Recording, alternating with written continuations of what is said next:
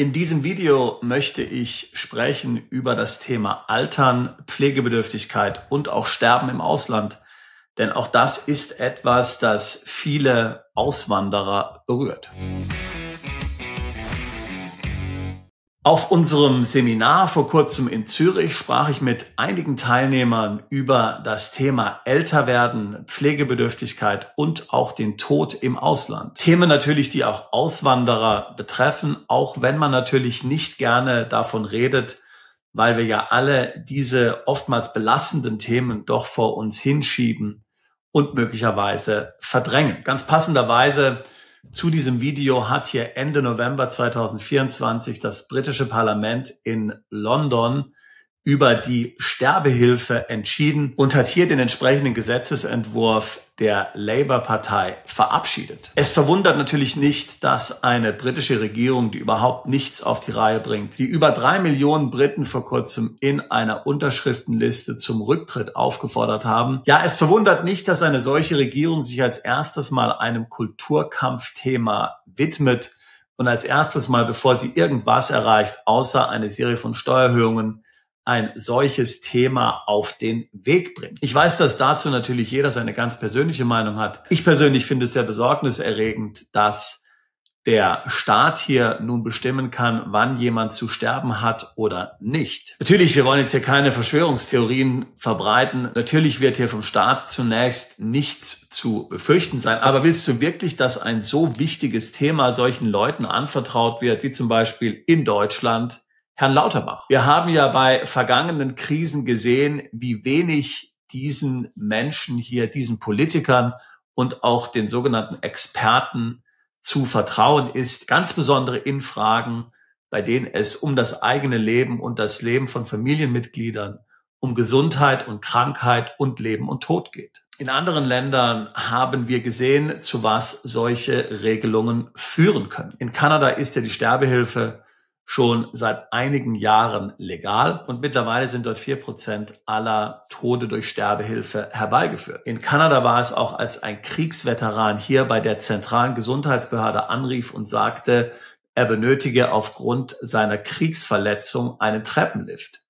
Die freundliche Dame am anderen Ende hat ihm dann gesagt, man könne ihm leider keinen Treppenlift geben, aber man könne ihm verhelfen, hier einen schnellen, schmerzlosen Tod zu finden. Als dann der Vorgang untersucht wurde, weil sich ein Verwandter des Mannes wutentbrannt bei der Behörde meldete, konnte man davon keine Aufzeichnung finden. Man fand aber in Bezug auf diese Mitarbeiterin ein Fehlverhalten in 4 anderen Fällen, wo sie ebenfalls hier zur Sterbehilfe geraten hatte und sie wurde dann tatsächlich auch entlassen. Nun, es ist ganz klar, Missbrauch gibt es immer, aber das ist ja auch nur ein Beispiel, wo wir hinkommen können, wenn wir dem Staat hier die Oberhand in diesen wichtigen Themen überlassen. Während meiner Oberstufenzeit arbeitete ich an Wochenenden in einem Altenpflegeheim, um mir hier ein bisschen Geld dazu zu verdienen.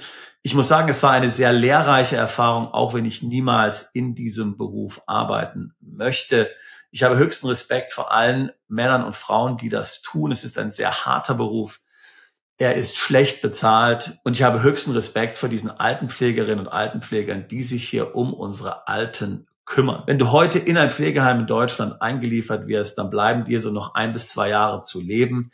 Das sagt die Statistik. Das Pflegeheim, in dem ich gearbeitet habe, das war kein besonders gutes. Das war einfach ein Standardpflegeheim, wie man es eben so findet. Viele Sozialhilfeempfänger dort. Und natürlich, wenn es um die Pflege geht, um den Tod geht, dann sind wir uns natürlich alle sehr ähnlich. Dort fand man also Menschen jeder Herkunft, aller Klassen. Ich hatte bei keinem der Bewohner dieser Einrichtung das Gefühl, dass sie gerne sterben wollen. Was ihnen wichtig war, war nicht schnell zu sterben, sondern was ihnen wichtig war, war eine passable Lebensqualität zu haben. Also anständiges Essen, ein schönes Zimmer, Besuch von Freunden und Verwandten, solche Dinge. Eigentlich, was man denkt, das selbstverständlich ist. Natürlich sieht man dort Leiden. Das Alter ist nun mal mit körperlichen Gebrechen empfunden.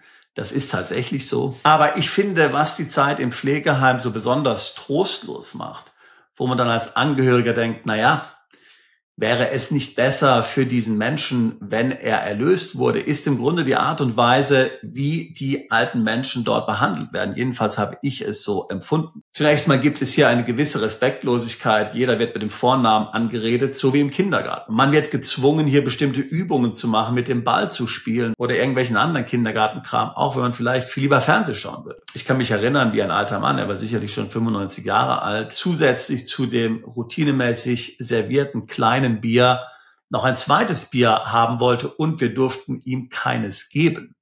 Warum nicht? Keiner weiß es. Wer stellt diese Regeln auf? Aber die Oberschwester hatte ihre Prinzipien. Nein, auch mit 95, wo du noch ein Jahr zu leben hast oder zwei, ein zweites Bier bekommst du nicht. Du könntest ja möglicherweise Alkoholiker werden. Ich weiß es nicht. Das sind die Dinge, die es qualvoll machen für die Menschen im Pflegeheim vielfach. So ist meine Erfahrung. 10, 20 Jahre später habe ich dann mal in Großbritannien einen Verwandten besucht, der in einem Luxuspflegeheim war. Das war eine Einrichtung, die kostet so ungefähr, sagen wir mal, 10.000 Euro im Monat oder mehr. Da muss ich sagen, war das Ganze komplett anders. Hier wurde man angesprochen mit Sir oder Ma'am. Es war tatsächlich eine Luxuseinrichtung. Man hat sich hier wie in einem 5-Sterne-Hotel gefühlt. Es gab eine Bar.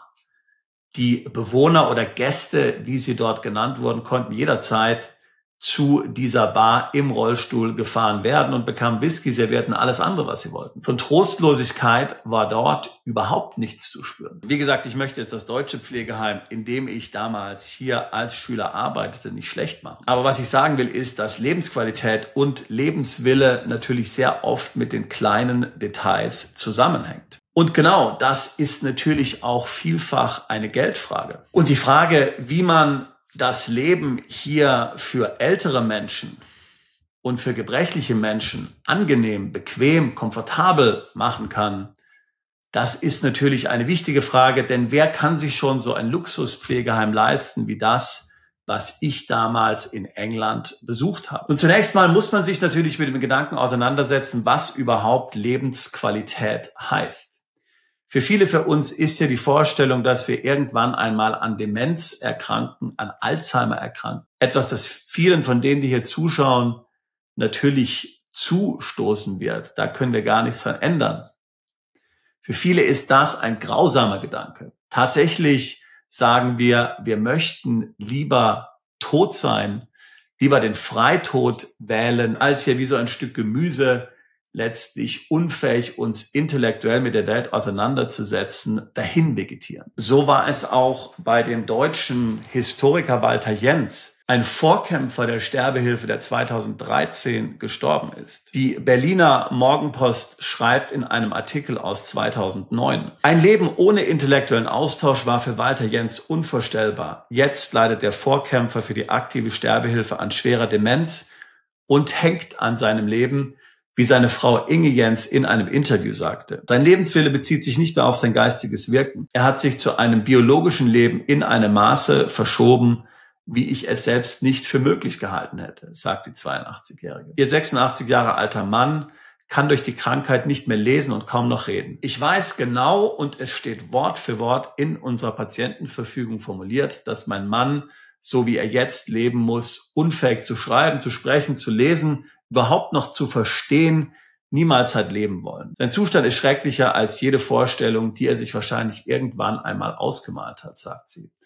Trotzdem sei sie sicher, dass er an seinem Leben hänge und nicht sterben wolle. Neulich hat er gesagt, nicht tot machen. Bitte nicht tot machen.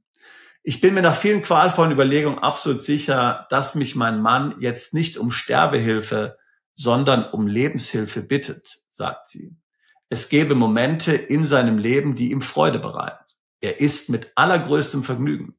Wenn wir hier bei Tisch sitzen, dann fängt er oft an, schon zu essen, wenn noch gar nichts auf seinem Teller ist. Das zeigt, dass er das gern tut.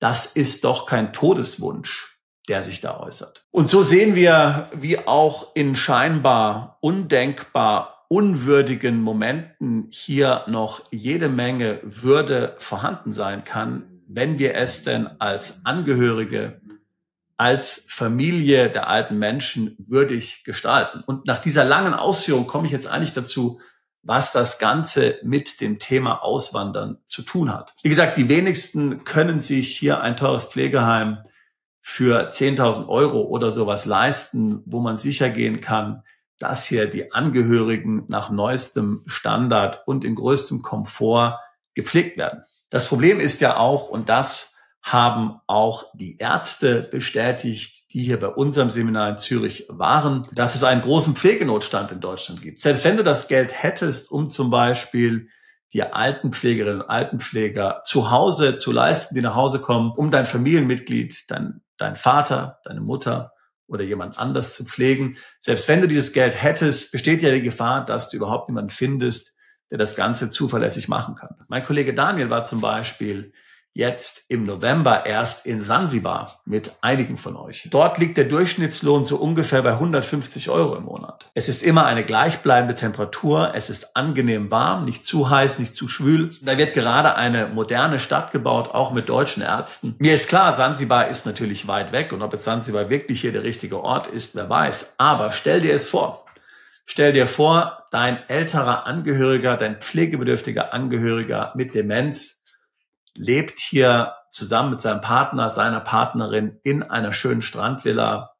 Du kannst dir 3, 4, 5 Schwestern, Altenpfleger hier Vollzeit leisten, die sich nur um ihn kümmern oder um sie kümmern. Die kochen, die waschen, die pflegen, die guter Laune sind. Eine gute Laune, die ansteckend ist, wie wir es ja dort in Sansibar immer wieder gesehen haben. Was denkst du? Denkst du, der Angehörige, dein Vater, deine Mutter, sie würde dann hier von Sterbehilfe sprechen oder würden er oder sie nicht eher wie Walter Jentz darum bitten, bitte nicht tot machen?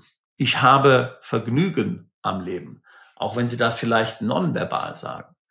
Mir gefällt es hier, ich habe Freude. Man muss nicht nach Sansibar gehen, um solche Bedingungen vorzufinden oder vielleicht diese günstigen Löhne schon. Wir haben zum Beispiel Mandanten, die sich Gedanken darüber machen, in Südosteuropa außerhalb der EU eine entsprechende Einrichtung für betreutes Wohnen mit späteren Pflegemöglichkeiten hier zu bauen.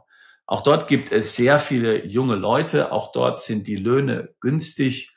Auch dort kann man sich eben mit relativ bescheidenen finanziellen Mitteln hier eine solche Pflege leisten. Oder erst vor kurzem hat hier jemand bei uns angefragt, tatsächlich eine ältere Dame, selbst 82 Jahre alt.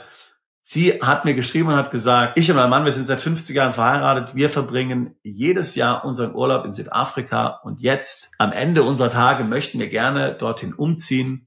Dort können wir uns Pflegekräfte leisten, die sich um uns kümmern. Dort können wir in einem großen, schönen Haus leben. Dort können wir in der Sonne leben. Dort können wir ein würdiges Leben führen, selbst wenn einer von uns schwer pflegebedürftig oder dement ist. Sicher, das ist nicht etwas für jeden. Viele von uns sind heimatverwurzelt. Viele von uns können sich das nicht vorstellen, hier das Alter, das hohe Alter, vielleicht die Pflegebedürftigkeit und auch den Tod im Ausland zu verbringen. Aber für immer mehr wird es wahrscheinlich eine Lösung sein. Denn was ist die Alternative in einem Deutschland, in einer Europäischen Union, wo es so einen krassen Pflegenotstand gibt, wo es keine Lösungen gibt, vielfach hier, dass unsere alten Menschen ein würdiges Leben führen, wo sie sich so bedrängt sehen, dass sie vielleicht sagen, sie sind lieber tot, als weiterhin zu leben. Ich wünsche dir und deiner Familie, dass du aus diesen Worten einen positiven Ansatz entwickeln kannst, einen Ansatz, der für dich und deine Familie funktioniert. Wir sind alle anders, wir haben alle unsere individuellen Bedürfnisse. Es gibt keine allumfassenden Lösungen, wir alle sind eben Individuen. Bist du Unternehmer, Freiberufler oder Investor? Zieht es dich schon lange ins Ausland? Mach heute den ersten konkreten Schritt in eine Zukunft mit mehr Geld und mehr Freiheit. Buche ein Beratungsgespräch mit Sebastian und seinen Kollegen. Unsere Kanzlei unterstützt Mandanten wie dich dabei, deine Steuerlast legal zu reduzieren, Vermögen aufzubauen und zu schützen und deine persönliche Freiheit zu maximieren. Profitiere jetzt von unserem Fachwissen und unserem Netzwerk. Gehe zu mandatierung.com und werde Mandant unserer Kanzlei.